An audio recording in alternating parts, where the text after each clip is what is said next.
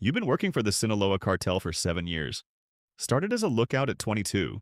Worked your way up to managing a distribution network in Sonora that moves 200 kilos of cocaine per month.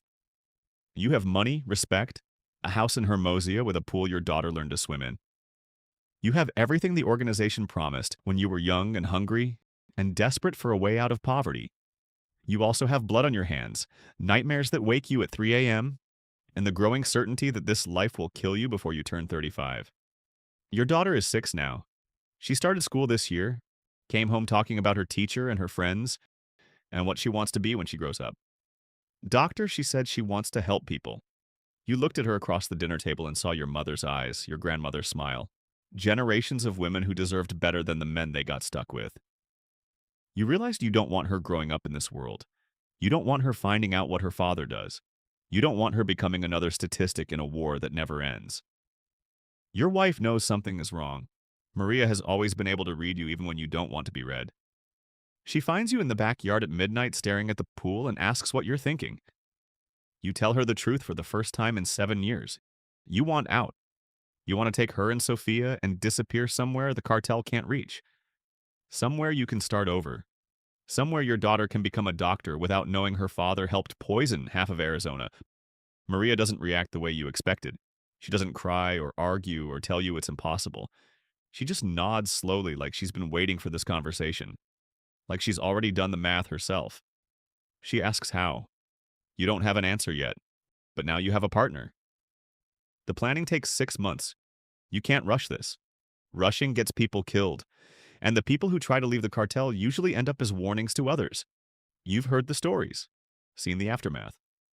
A lieutenant who tried to retire to Puerto Vallarta found 3 weeks later in a ditch outside town. An accountant who thought he could disappear to the States tracked down in Phoenix and sent back piece by piece. The organization doesn't let people leave because people who leave know too much, and knowledge is leverage, and leverage in the wrong hands is existential risk. You need to disappear so completely that they stop looking, or at least decide that finding you isn't worth the resources it would take. The money is the easiest part. You've been skimming for 3 years?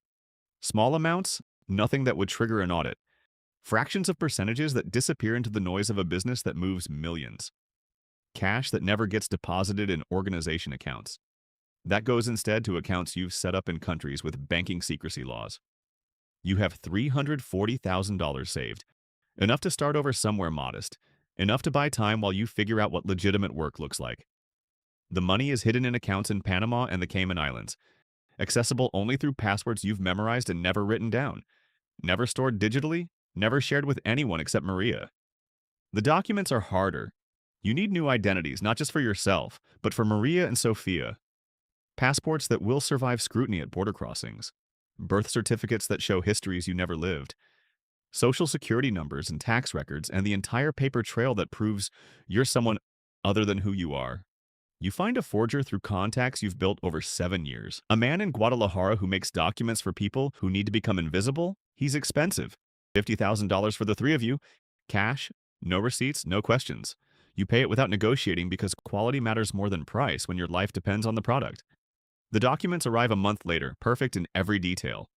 3 new lives waiting to be lived. The destination you choose is Argentina, far enough from Mexico that the cartel's reach is limited. They have contacts in Central America, in the States, in Spain, but South America is someone else's territory. Spanish has to speak aching, so Sophia won't lose her language, won't feel like a stranger in her new home. A country with enough immigration that 3 more people won't attract attention, won't generate the kind of paperwork that finds its way back to the wrong desks. You research Buenos Aires for months, memorizing neighborhoods and schools, and the cost of apartments and the rhythms of a city you've never visited but plan to call home. You learn the slang, the geography, the way Argentines speak so differently from Mexicans that you'll need to soften your accent to blend in. The route is the dangerous part. You can't fly from Mexico. The organization has people at every major airport, contacts who report unusual travel by anyone connected to the business. You can't drive through cartel territory. Checkpoints, informants, the network of eyes that watches everything. You need to get out of Mexico without being seen, which means going where the organization doesn't expect you to go. You choose the southern route. Guatemala, then El Salvador, then a flight to Panama, then Buenos Aires. It's longer, more complicated, but it passes through territory where the Sinaloa cartel has limited presence. You'll be vulnerable, but you'll be moving through someone else's problems instead of your own. The day you choose to run is a Thursday in April. You've spent 6 months building toward this moment, and the logistics are as clean as you can make them. Maria has packed bags that look like vacation luggage. Sophia thinks you're going on a trip to visit cousins she's never met. You've told your handler that you need a week off for family reasons. Everything looks normal. Everything has to look normal until you're across the border. You leave Hermosillo at dawn. The drive to the Guatemalan border takes 18 hours, and every hour feels like a year. You watch the mirrors constantly, looking for vehicles that follow too long, faces that appear too often. Maria keeps Sophia entertained with games and songs, her voice steady, even though you can see her hands shaking. The three of you are betting everything on a plan that could fall apart at any moment. The border crossing at Ciudad Hidalgo is chaos. Thousands of people moving in both directions, commerce and migration, and the ordinary business of a line that exists on maps but barely exists in reality. You pay the bribes you expected to pay, show the documents you hoped would work, and walk across into Guatemala with your wife and daughter while your heart tries to escape through your throat.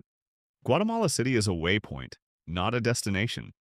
You spend 2 nights in a hotel that doesn't ask questions, sleeping in shifts because someone has to watch the door. You watch Maria cook dinner, singing softly at peace.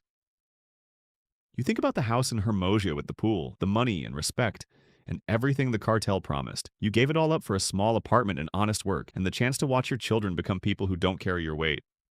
It was worth it. Every terrified mile, every sleepless night, every moment of doubt, it was worth it. You're free.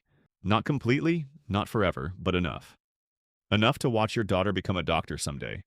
Enough to let your son grow up without blood on his inheritance. Enough. That's a wrap. The story is fiction, but cartel escapes are real. Right now, somewhere in Mexico, someone is planning the same journey.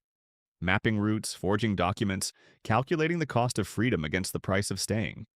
Most of them don't make it. Some of them do. The ones who do spend the rest of their lives looking over their shoulders. If this made you think, drop a comment. Subscribe Prime POV for more.